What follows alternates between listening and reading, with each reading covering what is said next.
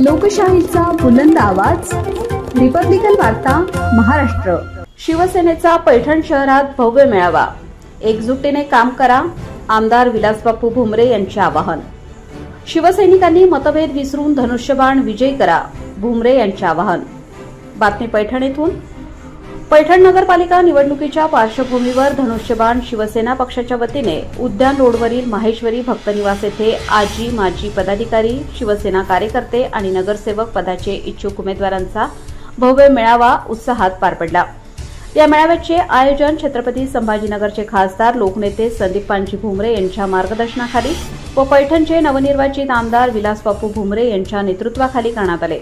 आपल्या प्रभावी भाषणात आमदार विलासबापू भुमरे म्हणाले की सध्याच्या राजकीय परिस्थितीत आपसी मतभेद विसरून कार्यकर्त्यांनी एकजुटीने काम करण्याची गरज आहे। आपल्या वार्डात 2 जागा असून इच्छुक अनेक आहेत। सर्वांनी फॉर्म भरावेत, परंतु शेवटी पक्षाचा निर्णय सर्वांना मान्य करावा। एकजुटीशिवाय विजय शक्य नाही। त्यांनी पुढे सांगितले की उबाठा गटाच्या काळात मंत्रिमंडळात असताना पैठण विकासासाठी उद्यान योजनेसाठी 5 वेळा पत्र पाठवले, परंतु आदित्य ठाकरे यांनी 2.5 वर्षात एकही बैठक घेतली नाही। मात्र मुख्यमंत्री एकनाथ शिंदे यांनी पदभार घेताच 150 कोटी रुपये मंजूर केले। ब्रह्मगव्हाण सिंचन योजना आणि वाढीव पाणी पुरवठा योजनेसाठीही निधी मिळवून दिला। खासदार संदीपानजी भुमरे यांनी देखील तालुक्यातील शिवसेना कार्यकर्त्यांना आगामी नगरपालिका निवडणुकीत पूर्ण क्षमतेने सहभाग नोंदवण्याचे आवाहन केले। यावेळी पैठण शहरात धनुष्यबाणाचा विजय निश्चित करून भगवा फडकवायचाच असेही ते म्हणाले। या मेळाव्याला तालुका प्रमुख, शहर प्रमुख, महिला आघाडीच्या कार्यकर्त्या, आजी माजी नगरसेवक तसेच मोठ्या संख्येने शिवसैनिक उपस्थित होते। त्यांच्या दुकानापर्यंत त्यांच्या मदतीला कोण गेला असेल तर शिवसेने गेला। महाविकास आघाडीचे लोक घराच्या बाहेर सुद्धा निघाले नाही, हे आपण लोकांना दाखवून दिलं पाहिजे। ज्यावेळेस संकट येतं तर त्यावेळेस कोण जाऊन जातं तर एकनाथ शिंदे साहेबांचे शिलेदार हे लोकांच्या मदतीसाठी धावून जाते, हे आपण लोकांना सांगितलं पाहिजे। या ठिकाणी अतिवृष्टीमध्ये सर्वात जास्त निधी कुठला मंजूर झाला असेल तर आपल्या पैठण प्रत्येक वार्डामध्ये हा इच्छुक आहे म्हणून तो कार्यकर्ता त्या इच्छुकाला बोलत नाही। माझी कार्यकर्त्यांना विनंती आहे का उमेदवारी पक्ष ठरवेल, पण आज आपल्याला सर्वांना एकत्र मिळून त्या मतदार यादीवरती काम करायचं आहे। आपल्या वार्डाचे लोक किती बाहेर गेले त्या लोकांशी आपण संवाद केला पाहिजे, त्यांना विनंती केली पाहिजे का 2 तारखेला नगर परिषदचं मतदान आहे आणि त्या ठिकाणी शिवसेनेचा धनुष्यबाणाचा उमेदवार असेल तर आपण येऊन धनुष्यबाणाला मतदान करा, ही विनंती आपल्या कार्यकर्त्याला करायची आहे। कारण की आज आपण बघतो प्रत्येक वार्डात इच्छुक उमेदवार आहे, हा अमुक इच्छुक आहे तर दुसरा इच्छुक आहे म्हणून तो त्या कार्यकर्त्याला बोलत नाही। पण माझी सर्वांना सूचना आहे का आपण सर्वांनी एकत्र येऊन त्या ठिकाणी या निवडणुकीमध्ये काम करत आहे। ही निवडणूक आपल्याला हाताळायची। या ठिकाणी कार्यकर्त्याला देखील माझ्या सूचना आहे,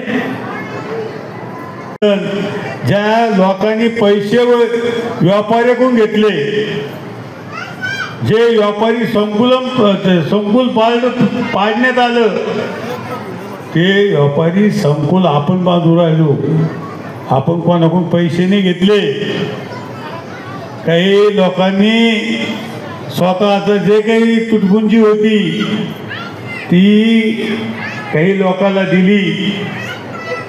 2-2 खुशाल भवरे होते, 2-2 लाख दिले, काही ना जास्त दिलेले। पहिला तुझ्यासारखे कोण 2 घेतले असते तुला पाहून, पण गरीब लोकांकडून जास्त घेतले। त्यांनी मंगळसूत्र मोडलं, मला लय जणांनी सांगितलं 5-5 लाख रुपये घेतले।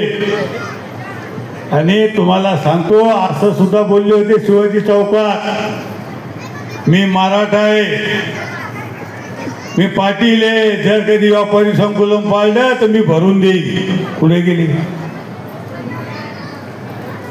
कुठे गेले? जर भुमरेंनी छत्रपती शिवाजी महाराजांचा पुतळा बसलेला तर मी संन्यास येईन राजकारणातून। अरे तुम्ही छत्रपती महाराजाला खोटं बोलून राहिले, कुठे गेले तुमचे छत्रपती महाराजांची शपथ? म्हणून मला सांगायचं अशा लोकांपासून सावध राहा, कारण मला सांगा, पैठण शिवाय उभाठ्याला दुसरा तालुकाच दिसत नाही. आतापर्यंत उद्धव साहेब किती वेळेस आले पैठणला, आदित्य ठाकरे किती वेळेस आले, आपण मोजा. आणि काय झालं येऊन, मला सांगा काय झालं येऊन. विधानसभेला किती वेळेस आले, लोकसभेला किती वेळेस आले. पण तुम्हाला सांगतो, त्यांच्या येण्यानं किती त्यांना येऊन द्या, इथला शिवसैनिक हा एकनाथ शिंदे साहेबाच्या पाठीशी आहे. काय म्हणून मला सांगायचं, आज उद्धव साहेब नांदेडला आले. नांदेडला आले त्यानंतर तुम्हाला सांगतो किती मिनिटं बोलले असते ते, किती मिनिटं बोलले असते भाषण, 6 मिनिटं. मला सांगा 6 मिनिटात प्रश्न सुटत. आता सांगतात की 50,000 रुपये हेक्टरी मदत द्या. अरे तुम्ही मुख्यमंत्री होते तेव्हा का नाही दिली 50,000 हेक्टर? तुम्हाला कोणी रोखलं? तुमच्या मंत्रिमंडळात मी होतो ना, आम्ही सुद्धा म्हणत होतो त्या का नाही दिले तुम्ही. आणि आता कुठेतरी सांगतात की 50. आता तुम्हाला शेतकऱ्याचा पुळका आला. ज्यावेळेस मुख्यमंत्री होते त्यावेळेस तुम्हाला वेळ नव्हता पैठणला यायला. अरे ह्या आदित्य ठाकरेला उद्यानासाठी बैठक घ्यायला मी 5 पत्र दिले, पण आदित्य ठाकरेंना 2.5 वर्षात एक बैठक नाही लावली. एकनाथ शिंदे साहेब मुख्यमंत्री झाले, गिरीश महाजन पर्यटन मंत्री झाले, बैठक लावली, 150 कोटी रुपये मिळाले. किती? 150 कोटी. ब्रह्मगावांची आपली रखडलेली योजना, मुख्यमंत्री एकनाथ शिंदे साहेब झाले. प्रभादेवी मुंबईला पहिल्या सभेत सांगितलं, भुमरे साहेब तुमची कोणती योजना आहे रखडलेली? मी सांगितलं ब्रह्मगावान योजना आहे, त्या योजनेला पैसा दिला. वाढीव पाणी पुरवठ्याला पैसे दिले. असा अनेक निधी आपल्या पैठणला, आपल्या जिल्ह्याला दिला. मी तुमच्या आशीर्वादाने. रिपब्लिकन वार्ता महाराष्ट्र न्यूज साठी पैठण प्रतिनिधी राहुल गिरे, Chhatrapati Sambhajinagar. Subscribe now and press the bell icon. Never miss an update.